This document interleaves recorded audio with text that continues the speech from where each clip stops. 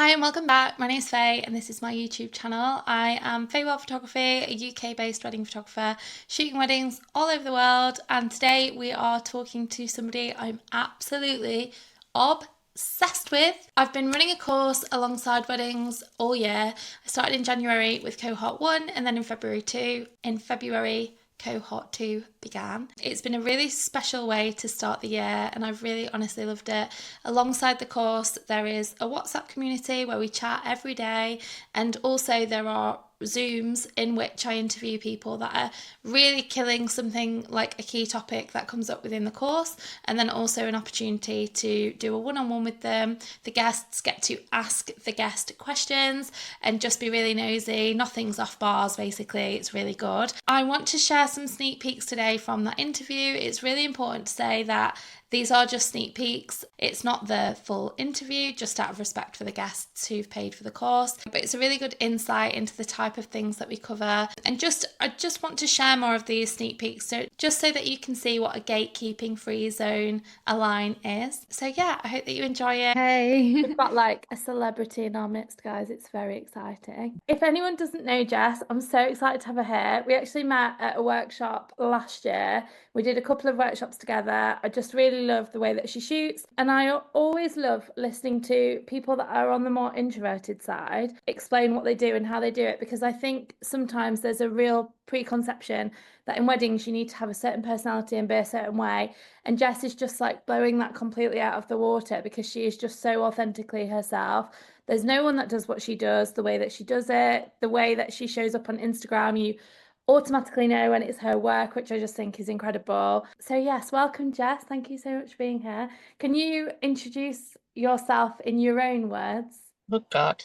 Yeah, so I'm Jessica. I'm mainly a film photographer. That's my background is in like analog photography. I've been doing that for about 10 years professionally. It used to be more like music and fashion.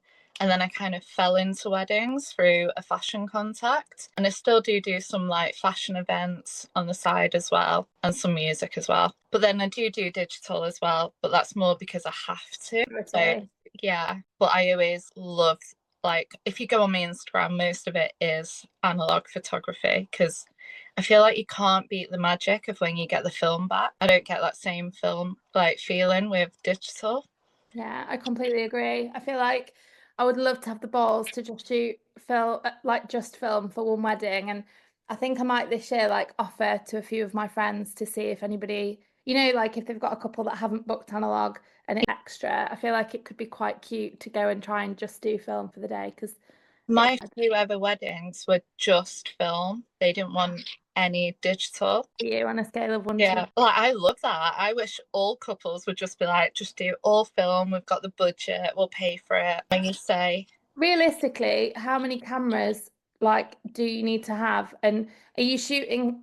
Because when I shoot film, I've got two cameras minimum, two analog cameras minimum. So surely you're alternating all throughout the day just in case you lose a roll or yeah, so I've always got one camera color, one camera black and white, and then I've always got two backups ready to go straight away if okay. needed. So I always have four film cameras on me, just because sometimes they can play up as well, like they're a bit old Yeah. Well, and they yeah, can be a little bit. it's I went through the process of like testing loads of different point and shoots last year for weddings and SLRs as well. And then I found my favorites. And then it broke like just at the end, just before Christmas last year. And I've tried to replace it 3 times and ordered the exact same camera, gone through rolls, and it's just not the same at all. Yeah, One of them was faulty. So it's like even when you think you found the perfect combo, you don't know how long you're going to have that for, which makes it yeah, even more special, I guess. yeah. Yeah, I have had weddings before where like two film cameras have broke on the same day, just out of nowhere, and they've just gone. So always bring a few, Yeah. especially if your couples are booking you for film. Yeah, that's so scary. I saw as well, sorry, I've gone a bit rogue off the questions. I will come back to them. But I saw that you're doing Super 8 at the minute. So have you got an assistant with you or are you shooting everything on your own like a man? I tried to do that and it's just too much. When you've got like your film, your digital, and Super 8, you can't do it. So I've brought in a friend and they're doing the Super 8 for me while I do the photography. Oh, that's amazing. There's a few people that they're just starting to get into film. And something that came up last week was I don't feel like I can advertise that I do film to my couples because I only shoot on point and shoots or I only shoot on this. And my stance is very much like they're paying you for the way that you see their wedding through your. Yeah. And I think there are a lot of people that have been in analog for a long time that sort of demonize point and shoots. And whilst I do agree that you do like it is good to be able to operate an SLR, for Yeah. me personally, I'd rather not miss the moments. Like I've looked into SLRs and even looking at getting a Leica this year, and I'm really considering it for like the cocktail hour, but for things like confetti, like the Yeah, point and shoot. You don't have yeah, chance to like mess around. But yeah, I love a point and shoot camera. Like I do have like a SLR, but majority is point and shoot. And a lot of couples like that, that it's not perfect. They want it to look more natural and in the moment. And that's what you get with the point and shoots. yeah. Oh, And that's the so. couples never judge you for just having a little point and shoot camera. No. Well, the thing is, I think like it comes back to that age-old thing of a lot of people really focus on the kit. I'd rather have someone that knows their shit camera inside out and knows the light that it works in, all this stuff. And it's exactly the same with film. Like to me, as long as you know what film stock to use, you can look at a scene and you're like, right, I've got 160 in my camera. That's probably not going to work. I Yeah. might need to wait until later on or whatever, or I'm going to have to get really close to put the flash on. As long as you know what your camera can do, surely Yeah. that's fine. Do you know what I mean? Yeah. Yeah. And actually, the most popular pictures are usually the ones on the cheapest little point and shoots over like your actual proper SLR cameras. Yeah, It's it's quite crazy, isn't it? interesting. Yeah. What is your go-to point and shoot or SLR that you bring out at every wedding? That's your number one. So my number one is always like the Contax T2. I've Iconic. actually got 4 or 5 of those just because you never know. But they're like a grand. So fucking hell, Jess, walking around London with No, like, if you travel, you can get them like quite cheap abroad. Like people don't seem to know what they're worth, oh but you've got to go really? to the right. Yeah. So So don't I get have don't. cheap. I'm like, right, get it, test I it, love make sure that. it works. I love that. And then the Contax G2. I do love contacts. I did use the Yashica T4 quite a lot, but I've just sold that because I wasn't using it as much. And then just a cheap little Olympus Muji. They're always really good. Oh, that used to be my favorite before I went onto the Leica point and shoot. And the thing is, Yeah. like, I actually follow a guy on YouTube. He's called Tobias, or I'm going to say his name wrong, Holzweiler or something. He's German. Sorry that I've just butchered his name to everybody watching, but he is really, really cool. And he shot on an M6 for years and years and years. And then he actually did some videos about how he's much preferring the Z2X, the point and shoot, because he's not missing moments, all that jazz. Yeah. And that's actually why I went onto a point and shoot because I thought at weddings, the moment is the most important thing for me. Yeah. So And it's it's just so fast reassuring. paced. Like I feel like point and shoots, they're really good to make sure that you actually do capture the moment. Yeah, I agree. Right, so we're going to go back to the questions that you've so amazingly prepared, and I've just gone rogue for like the first 10 minutes. I'm so sorry. So I've put here, you've been in the wedding world quite a short time, but you found your voice. Obviously, you've just said that you've been in fashion for a really long time, and I think that that definitely comes across in your work. But I don't feel like you name drop or like talk about your background that much. So how have you managed to sort of propel yourself forward subtly? You've kind of just taken it by foot. Like, is that intentional? What's been the journey there? Yeah, I kind of didn't want to mention it at first that I did like have all the like fashion background. I wanted to kind of start like afresh and build something completely new and not just rely on, oh, I used to do fashion. But then a lot of couples will be like, oh, you should do fashion work. And then I'd say, Like, oh, yeah, actually. yeah, And yes, and they always say, like, we can see it within your work. And I feel like it does, you bring that experience with you and it inspires what you do. But I don't like to like be too much like, oh, I've worked with this person and that. I want like the wedding work to speak for itself. yeah. I love that. I absolutely love that. So I've put here like what key factors have helped you to feel more aligned with your work? Because for me, when I look at your work, I see your point of view immediately. Like I said at the start, I know immediately when it's a Jess photo. So what are you thinking about when you're choosing what to put on there? What's the vibe? You always go with like a gut feeling of what to post next. Like I'll plan it out and then all of a sudden you'll just get like an idea like, oh, I should post this. And then I always think if you're thinking that you need to post it and then someone ends up like messaging you and you get offered something. So I think it's just really intuitive and like seeing what feels, but like I do make sure it all flows and Yeah. like it looks good.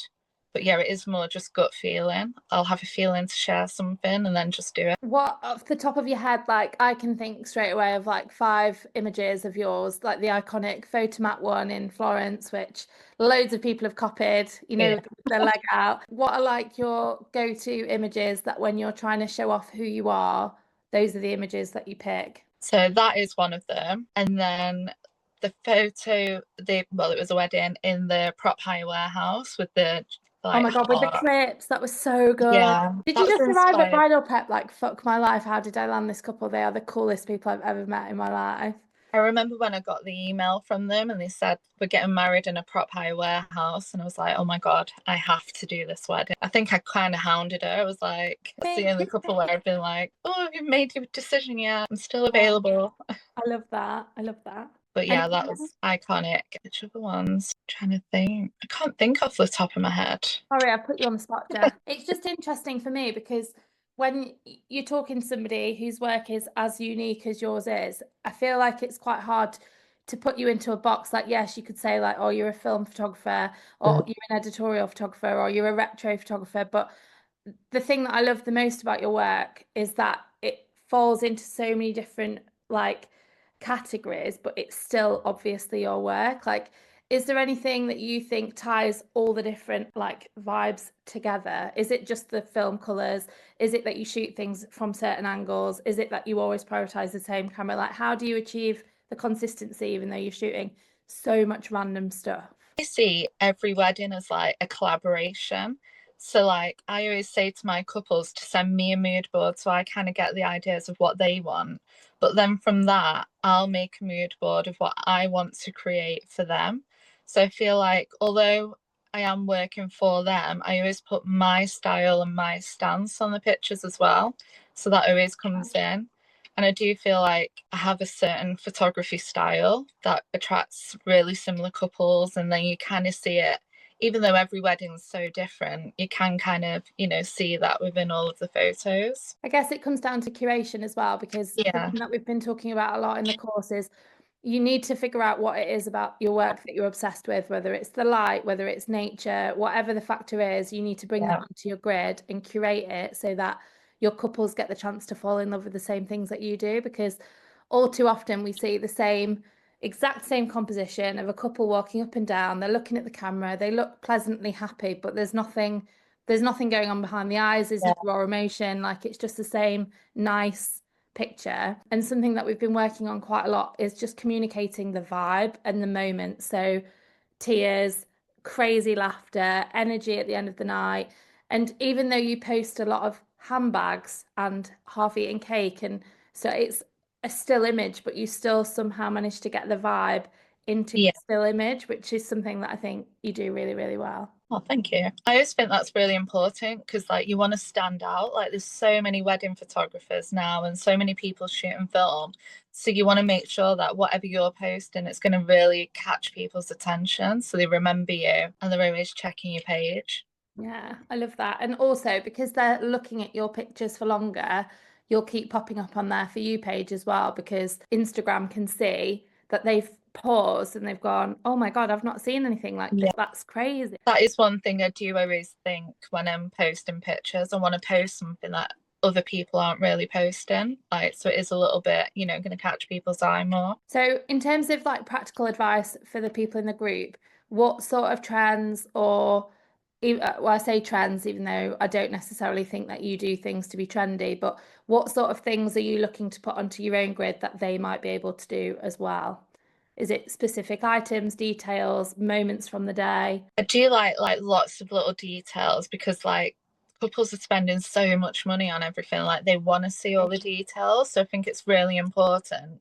And then all of the suppliers love that, so they're always sharing that. And I guess it is always like the fashion as well, sharing the fashion, because then you're going to get the more fashion influenced couples coming through that really want to see all of these details. Yeah, and just anything that, because when you go on Instagram, everyone's kind of posting the same thing and you see it all the time, but like in slightly different ways. So it's just, yeah. This is what I keep, I'm like harping on about it massively, but I just keep saying like, nice is fine, but nice is the same as every other photographer. Like, if you Yeah. want to stand out, it needs to be a vibe. It needs to make people feel something. And also, I think it needs to be open to interpretation. Like, if it's Yeah. something that we've seen 100 times before, we're consuming so much content that our brain literally just switches off and it's Yeah, like, you won't no, remember no, it. yeah, Yeah. exactly. I love that. So I've put here like, what are the biggest lessons? So you've been in fashion for 10 years, you've been in weddings for a few less years, but at the moment you're in a really good position where you're being flown all over the place to create work that you love. People are paying you decent amounts. You live really well. You're staying in bougie hotels, living the dream.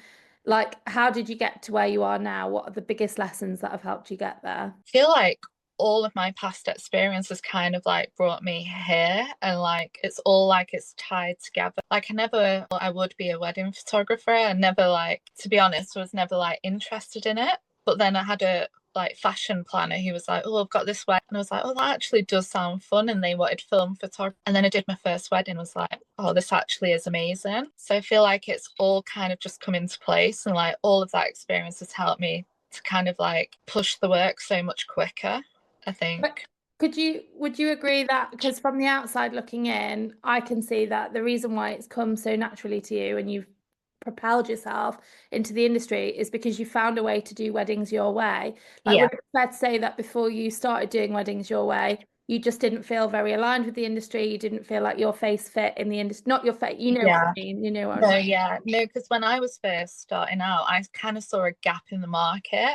Like, because I was kind of like, there's actually not that many people just shooting film at weddings and like in this certain style. And I was kind of like, I can like actually do something with this. And it did just take off so quick. And I was getting like insane couples from the get-go. Like Yeah. the second wedding I ever shot was for someone who worked for Burberry. And then I ended up getting loads of people that worked for Burberry through her. So Lovely. yeah.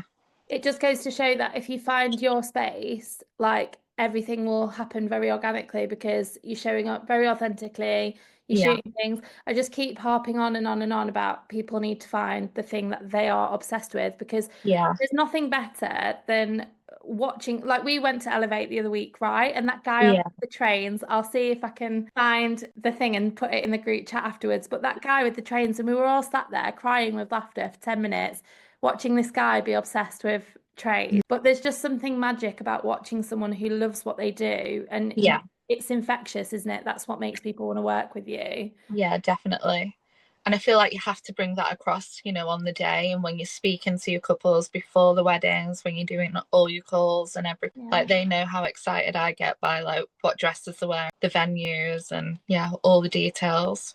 Yeah. In terms of like stories, so I think you do stories really well. Very similar actually to Mia, who we had. She was actually the first ever guest on a line, in the way that you just share very conversationally what you're up to. Do you feel like you could get a lot of conversion from your stories and that's how you get people to come into your world a little bit? Yeah, because I feel like they relate to you because like they see that you are, a real person behind the camera. And with a lot of the couples, like we kind of got mutual interest. So it's like always strikes up conversation and then they eventually do end up booking you. Yeah. So do you think it is really important to show who you are as well? Because I feel like now more than ever, people are lurking on stories for months before they inquire, and people are Yeah. inquiring really late. Like, I'm still getting inquiries for June this year, Oh but yeah. in like 2 months, it's insane.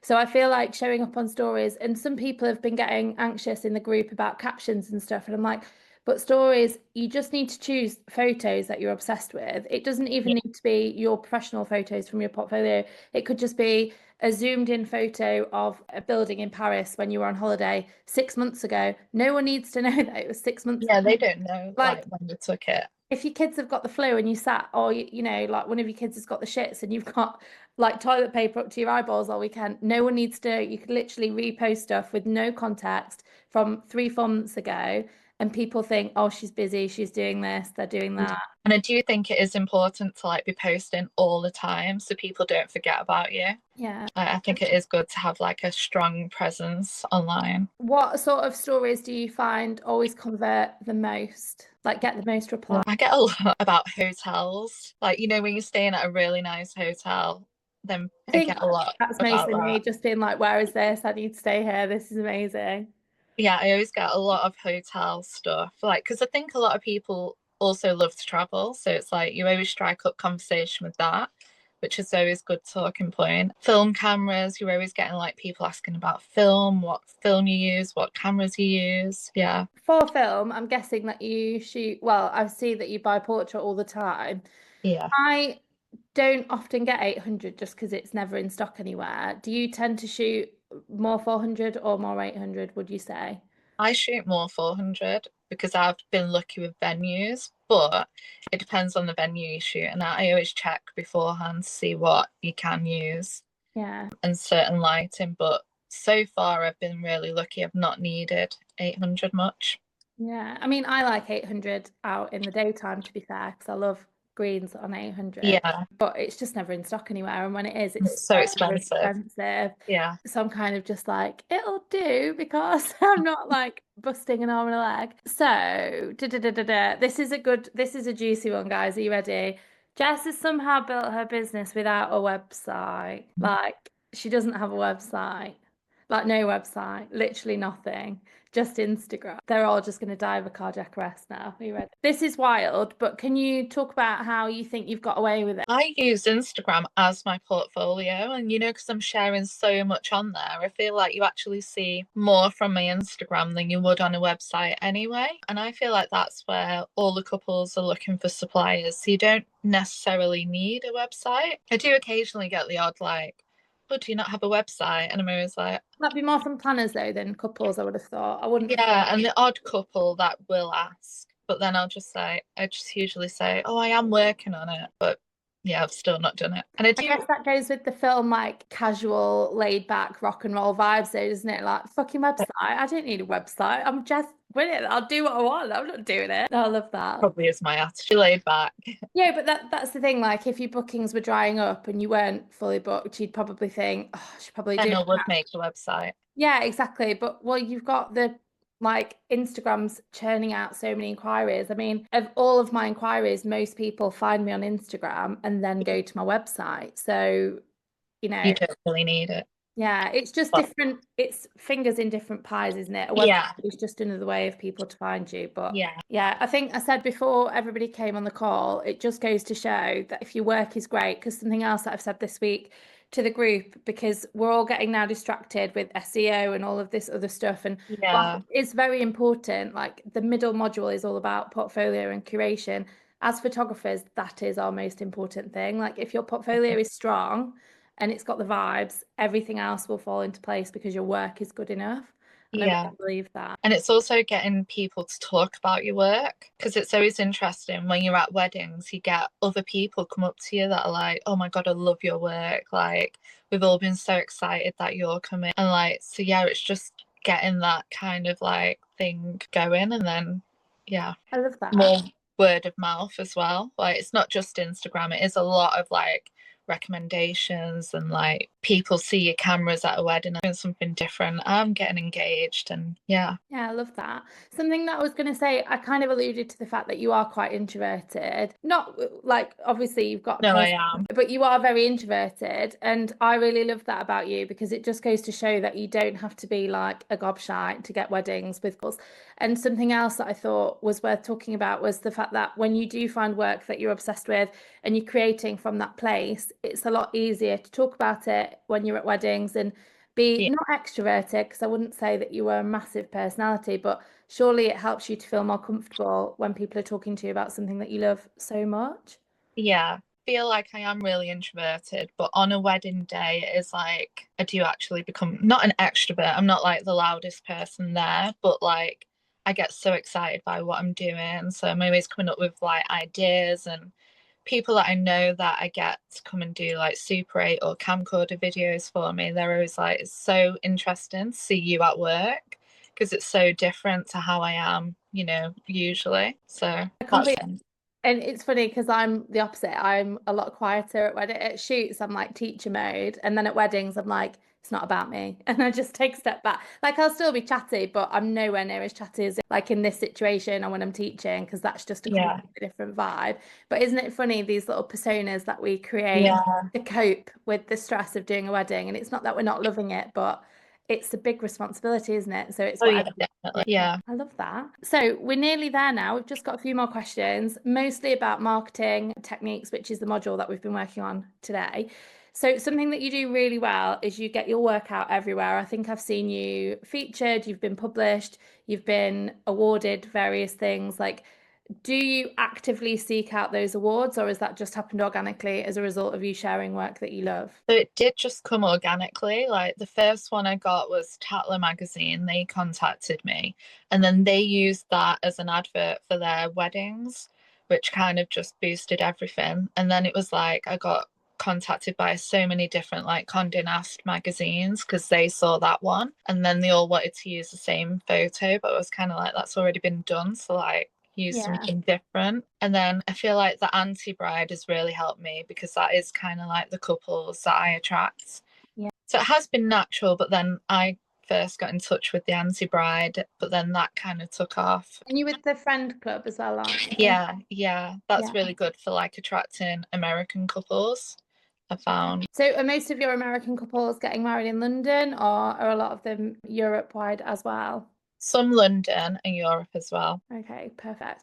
I've just thought of a question that other people might be interested in. Just in terms of like transporting film, I know you'll get asked loads of questions about this. You must be packing a lot of film if you've done back-to-back weddings, because I know you work in Greece and Spain and all over the place. So what's the Yeah. biggest film that you've ever had in your bag at any one point? I do travel with a lot of films. So when they see me at customs, like they're always like, when you're going through the x-ray and I'm like, oh wait, no, there's more.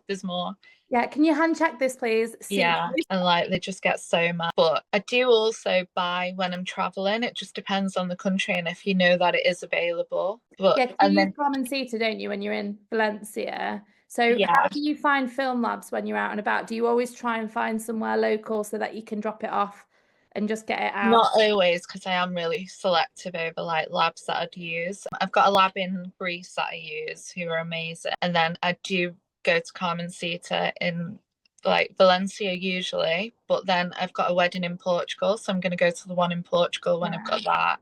It is handy that they've got the offices elsewhere. Yeah, I'm really excited actually because T, my friend Toria, who you are quite friendly with, she's just moved to Valencia. So I'm like, yeah, great, I can try Carmen Sita for the first time because I've not actually they tried. are amazing. Everyone Like, I says that do the other day. think what lab you use changes your work. Like, as soon as you use a different lab, people are like, oh, you're using a different camera. And it's like, no, it's just the lab Yeah. because you can really work with them. I've tried so many now. Like my favorite at the moment is South Sun. I really, really like them. I Yeah, did Take It Easy for ages, and then I've tried a few other ones as well that I won't mention because I definitely won't go back to them. It was one and done. yeah, But South Sun and Take It Easy have been my go-tos. But people rave about Carmen Citra, and also people rave about home scanning. Is that yeah. something that you think you're going to get into down the line? It is a lot of work, Just isn't it? about time. Like, if you've got the time to do that, I guess if you're shooting less weddings and less fashion work, then you've got time to sit and scan. But Yeah. at the moment, I don't have the time.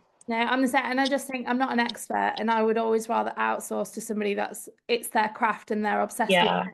I'm not obsessed with home scan. I'd love to learn it, but I don't think I'd love to sit there for 5, 6 hours at a time. Yeah, And I have to have the patience as well, which I don't really actually have patience, even though I am laid back. Like, no. you've used all your patience shooting film because you have to slow Yeah, down so much. yeah, I yeah. love that. Right, so obviously we've just mentioned that you've got no website. So talk us through the client journey. They find you on Instagram. Do they DM you? Do you send them a brochure? Like, how does it work? So I did have a brooch last year, but this year I've actually not made one. So it is just through what they're seeing on Just had a Instagram. vision of you going, it's £10,000 and I'll be there. Sign on the dotted line. I actually have a pricing guide, and I don't have many options. I just kind of like find all the details out and then I'll send them a quote. And then if they do want to see more, I'll send them like different, like I always send full galleries rather than sending a brochure, because I think then you really get to see how I work, like the ratio of film and digital, and then how the galleries look. And then you see the whole story as well, the way I see it and how they kind of picture their wedding day. I just love that because we get so into this, like, this is what a copy and paste photographer would do, and this is what the advice is. But ultimately, we're self-employed and we're our own business. So find something that works for you and it works for your couples. And I think that that's really, really cool. I wouldn't advocate not having a website, guys, just so that's clear. But Jess is Jess. She can do what she wants. She's got the clout now. So nearly there. So I've just put a few questions about kind of the hustle at the start, especially when you travel. Like, I travel a lot for work and I've got a small child. You've not got any children at the moment. So how do you find, because I feel like Frank actually slows me down because it's like an anchor that gets me back home. Before I had Frank, I was a nightmare, a bit like you are now, just Yeah. constantly like Skyscanner, cheap flights, constantly traveling. How do Yeah. you manage self-care and not burning out when you're traveling as much as you are? I think I'm very good at that. That's something that I need to work on, is like the work-life balance. But I've never been good at that. Like, as well as like doing photography, I used to work in film and TV. And so you were always traveling, and like I did music tours. So I've just always been traveling a lot. So I'm not very good at being in one place for too long, which is Yeah. why I think I do a lot of destination wedding. Well, I am this year. So yeah. Yeah, I it's quite hard. like being busy and Music as well. Yeah, exactly. Like music as well. You finish work and then you go out with everybody, and then it's time to get yeah, up and start work again. So it is quite, not that I'd advocate having a child to slow down, but it's helped me. So I know that's what I need. that's not in your orbit at the moment. And just a couple more questions, like in terms of community. So obviously we've mentioned that you're introverted, but everybody needs to find their own people within the industry. How have you found connections, second shooters? Like, do you hang around with a lot of other photographers, or like, what would you say that your work relationships are like? I do hang around with a lot of other photographers, and I've got like some amazing photographers who are, mentioning me to people, but they are more fashion photographers. Well, Yeah. actually, no, that's a lie. I do have a lot of like wedding photographers as well, but most of my friends are fashion photographers. A lot of my second shooters are fashion photographers that I'm bringing in to do weddings, and yeah. I suppose that's good because there's less of a conflict of interest if they're not in what I know a lot of videographers that use commercial videographers to second shoot for them because they're Yeah, not wanting to use the video for their portfolio. They're not worried about it going all over the internet. Sometimes it is easier to have that disconnect and have someone from outside of the industry. yeah. And I think it also brings fresh eyes to your work, because they're telling, like, I've got loads of friends that still work in film and TV, so they're spreading my work to like actors and, people who work in film and TV. So it's like then you're getting these amazing couples. So I think you shouldn't just network with, wedding people. Like, you need to be networking with all creatives. But again, that comes down to because you found your own voice, you like not in competition with anyone else because no one else has got your orbit. You're kind of like the first port of call for a lot of your connections. Whereas if you were just doing the same as a lot of copy and paste photographers and you were hanging around in the same circles, just doing Yeah, workshops, like you have done a lot of workshops and there's a lot of value to be had in yeah. workshops, but there's a lot to be said for finding other spaces where you can thrive as well. Yeah, I feel like the workshops really helped at the start to kind of like elevate the couples that I was attracted. Really did push my work to a different level. So it was really helpful. But now it's like when you go to a workshop, everyone's sharing the same photos, from the same thing. So it is good to do something, yourself and that no one else has. But I Yeah. kind of see like each wedding as creative.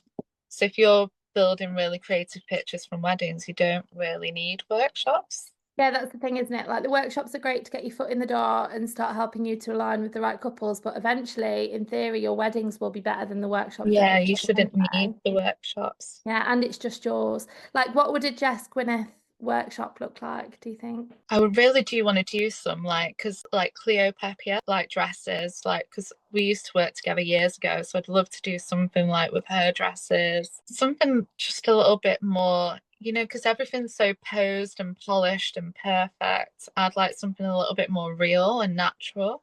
Yeah. Yeah. I can almost imagine you doing not even necessarily bridal, but just so fashiony that it would just be so out there, which is definitely the vibe that I try to get with my workshops as well. Like I never get my inspiration from weddings, it's always from fashion. Yeah. And I think you can tell because it just looks different. I'd love to see what you created if you were going to do one. Yeah, because I got so much work from your Mount Without workshops, because you had so many different couples, so many different fashions going on as well. So there was so much to share I'm just still from that obsessed. one workshop. If anybody's not seen it, my favorite thing from that workshop, and we were talking about this before everybody came on the call, but there was a look and it was kind of inspired by, I'd been watching, what is it? Selling Sunset with Amanza from Selling No, Sunset, where she has the braids and like the little bits of jewelry in her hair. The Kim Kardashian paper magazine with the latex dress and the bottom. And I just showed the two pictures to Leah and I was like, this is what I want, just like a baby of these two. yeah, And she was like, are you sure? This is quite wild. And she did it, and I was just screaming. I was like, oh my God, this is the best thing I've ever seen in my life. And that's what I love about the workshops, just getting to play and doing some really out there, not weddingy as such, just being a bit creative. And yeah. but I'd love to see what you come up with. So hopefully you'll bring out one in the autumn and then we can all come and see you. So last question. So guys, start thinking about what questions you want to ask Jess while we still have her. If you were going to start again tomorrow, let's say you didn't necessarily have the connections that you've got, what would you do to grow and get those initial bookings as quickly as possible? So I did, as when I started out, I did reach out to like loads of my favorite photographers and I just asked about second shoots because I do think that's really important. It's like learning how other photographers work. And then it also shows you like, what you want to do as well. Like it shows you what you like and what you don't like. And I think that's Yeah. really helpful.